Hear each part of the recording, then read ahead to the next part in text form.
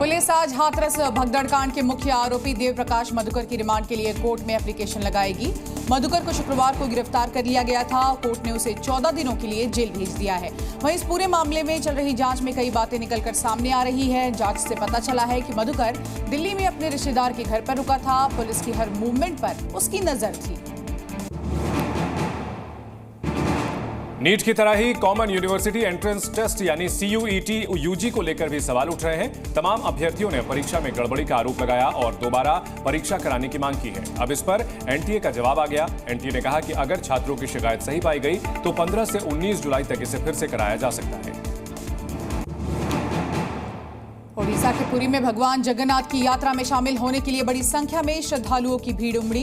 Drone footage में ये भव्य नजारा भी दिखा। वहीं रथ खींचने के दौरान भगदड़ जैसे हालात भी हो गए थे और भगदड़ पर काबू पाने के लिए तमाम सुरक्षाकर्मी भी वहां पर तैनात थे। इस दौरान आपको बता दें एक व्यक्ति की मौत हो गई तो कई लोग घायल भी हो गए। ओडिशा के मुख्यमंत्री मोहन चरण मांझी ने मृतक के परिजनों के लिए 4 लाख मुआवजे का ऐलान किया। घायलों के लिए मुफ्त इलाज की भी घोषणा कर दी है।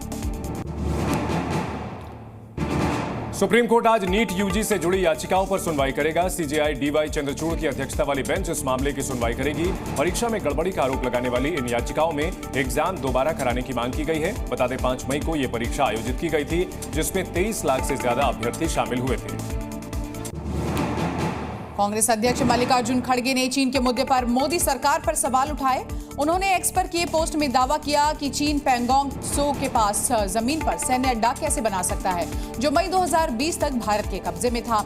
अब ये ऐसे वक्त में हो रहा है जब हम गलवान पर प्रधानमंत्री की ओर से दिए गए क्लीन चिट के 5वें साल में एंट्री कर रहे हैं। खड़गे ने आगे कहा कि LAC पर बॉर्डर के जो हालात है उस पर देश को विश्वास में लिया जाए।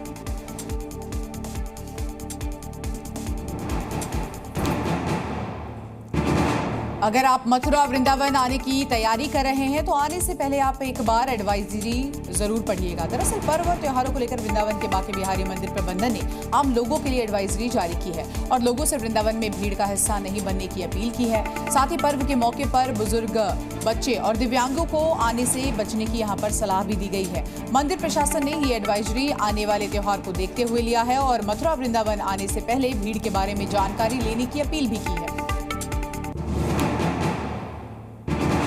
इस साल के बजट में सरकार आम लोगों के लिए कई बड़ी घोषणाएं कर सकती है। साथ ही मीडिया रिपोर्ट की माने तो सरकार आयुष्मान भारत योजना में भी कई बदलाव कर सकती है जिसमें कवरेज लिमिट को 5 लाख रुपए से बढ़ाकर 10 लाख रुपए किया जा सकता है। साथ ही रिपोर्ट की माने तो केंद्र सरकार अगले 3 सालों में लाभार्थी की संख्या को भी दोगुना करने पर विचार कर रही है।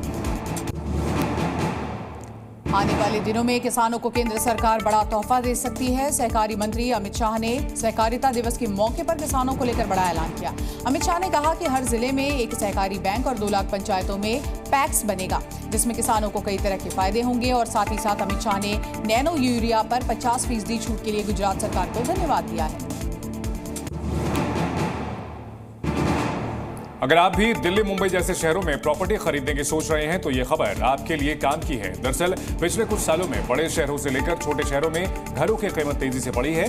दिल्ली, NCR और मुंबई में घरों के दाम पिछले 5 साल में करीब 50% बढ़ चुके हैं। एक रिपोर्ट के मुताबिक दिल्ली NCR में 2024 में मकान की कीमत 6,800 रुपए प्रति वर्ग फुट हो गई है जो 2019 में एक वर्ग फुट की कीमत 4,565 रुपए के मुकाबले कहीं ज्यादा है।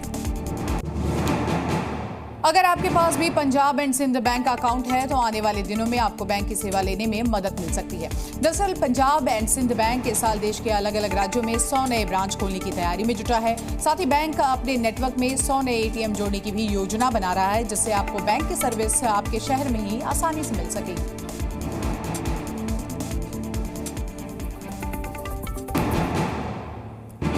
मध्य प्रदेश के छतरपुर में बारिश का पानी मंदिर तक पहुंच गया है जिसके बाद पानी की तेज धार मंदिर की सीढ़ियों से बहती दिखाई दी। इतना पानी आने के बाद मंदिर की सीढ़ियां किसी झरने की तरह लग रही थी। पहाड़ी इलाकों में बने इस मंदिर में हर तरफ से पानी आ रहा था। मंदिर के अंदर बाहर हर जगह पानी भरा हुआ दिखाई दिया। जिले में मानसून की दूसरी बारिश ने जटाशंकर धाम को पानी से भर दिया। यहां तक कि मंदिर में दर्शन करने पर पहुंचे भक्त भी पानी में पूरी तरह भीग गए।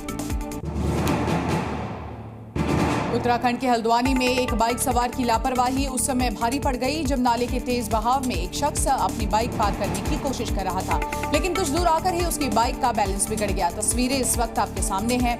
देखिए कैसे धीरे धीरे उसकी बाइक पानी के धार के साथ बहने लगती है। पर गनीमत की बात यह रही कि उस शख्स ने समय रहते खुद को बाइक से अलग कर लिया, वरना उसकी जान को खतरा हो सकता था। बताया ये भी जा रहा है कि पानी के साथ बाइक तो बह गई, लेकिन बाइक चला रहा व्यक्ति बच गया है। कुशीनगर में बाढ़ से हालात इतने बिगड़ गए कि दूरदराज के इलाकों तक पहुंचने के लिए पुलिस और प्रशासन के अधिकारियों को ट्रैक्टर का सहारा लेना पड़ा। जिले में बाढ़ प्रभावित इलाकों का दौरा करने के लिए कलेक्टर, एसपी और विधायक अपनी गाड़ी छोड़कर ट्रैक्टर में बैठे और गांव में जाकर बाढ़ पीड़ित लोगों से मुलाकात की। बाढ़ से जूझ रहे लोगों को भरोसा दिया गया कि प्रशासन उनकी हर संभव मदद करेगा। इससे पहले सीएम योगी आदित्यनाथ ने भी अधिकारियों को निर्देश दिया था कि चाहे कुछ भी हो जाए, लेकिन बाढ़ नियंत्रण में लापरवाही नहीं होनी चाहिए। कुशीनगर बिहार और नेपाल से करीब है, जिस वजह से गंडक नदी में बाढ़ आने के बाद यहां भी उसका असर हो सकता है। उत्तराखंड में बारिश के बाद कई जगहों पर भूस्खलन हुआ है। चमोली में आपको बताएं, बद्रीनाथ नेशनल हाईवे विष्णुप्रयाग के पास पहाड़ का एक हिस्सा गिरकर जमीन पर गिर गया, जिसके बाद से ही सड़क पर मलबे का ढेर पड़ा हुआ है।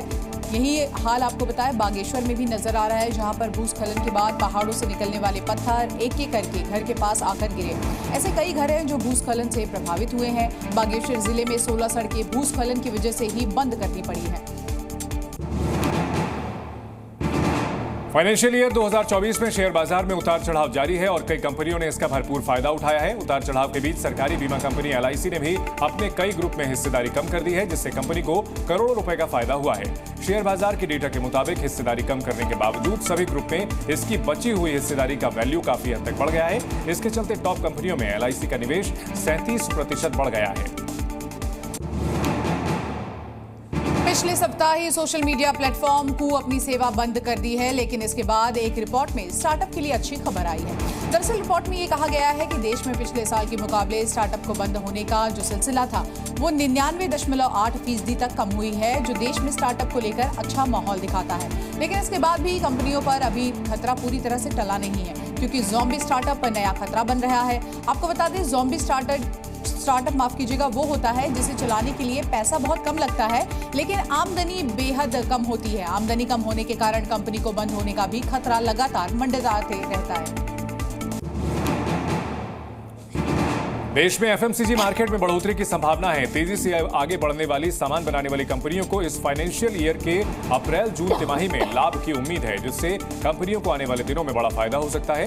मार्केट में बढ़ोतरी से ग्रामीण इलाके के बाजारों और शहरी बाजार में सुधार से मदद मिली है। डाबर और अदानी विल्मर सहित कई कंपनियों ने तिमाही अपडेट में अप्रैल-जून तिमाही में मांग में सुधार की बात कही है।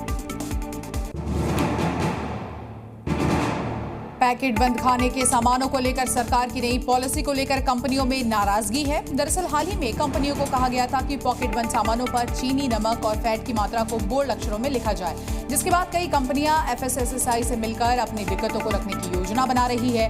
कई कंपनियां इस मुद्दे पर विचार विमर्श करने के लिए FSSAI के पास जाएगी और संगठन के जरिए मुद्दे को उठाएगी। देश में दवाई के कारोबार में लगातार बढ़ोतरी हो रही है। इस साल जून के महीने में दवाई के कारोबार में करीब 9% की बढ़ोतरी हुई है। सबसे ज्यादा बढ़ोतरी सांस और संक्रमण को रोकने से जुड़ी दवाई की बिक्री में हुई है। सांस से जुड़ी मेडिसिन में 19% और संक्रमण से जुड़ी मेडिसिन में 17% की तेजी आई है। साथ ही 2023 से 2024 में इसका कारोबार 2 लाख करोड़ रुपए से ज्यादा का हो गया, लेकिन घरेलू बाजार में मामूली गिरावट देखने को मिली है।